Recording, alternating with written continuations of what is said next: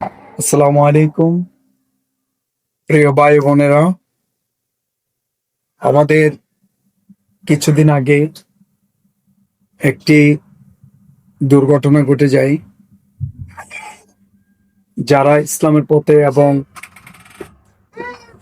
জিহাদের পথে কথা বলে, সত্য কথা বলে, ন্যায়ের পথে কথা বলে, তাদের বাংলাদেশে কোনো স্থান থাকে না।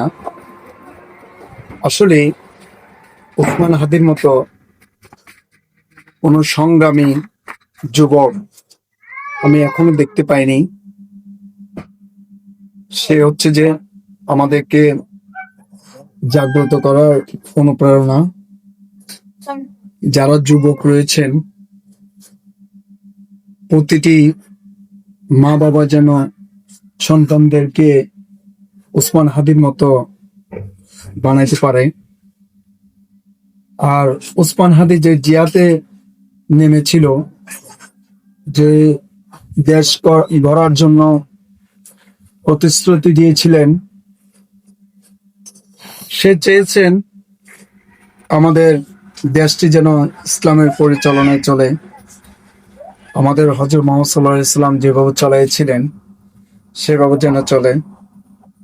আমাদের কিছু দোসর আছে, যেমন হচ্ছে যে তাদের চোখে সেই হিংসায় পরিণত হয়েছেন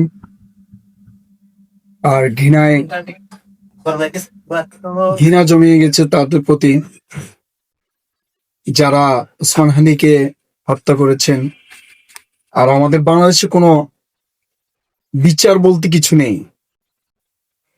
2-4 দিন ধরেন এটা নিয়ে বিশ্লেষণ চলে, কথাবার্তা চলে, এরপর হঠাৎ অফ হয়ে যায়। এটা নিয়ে কেউ কথা বলে না। আর আসলে বাংলাদেশে কোনো সংগ্রামী জিহাদ অথবা সত্যবাদিতা কোনো সন্তান থাকবে না যদি বাংলাদেশে কোনো বিচার ব্যবস্থা না থাকে। খুনিরা পার পেয়ে যায় সবকিছু থেকে। তো এরকম কিভাবে উসমান হাদি হিসেবে মা বাবারা সন্তান তৈরি করবে? তারা তো পিছিয়ে যাবে যদি কোনো বিচার ব্যবস্থা না থাকে। আমি অনেক কিছুই বললাম।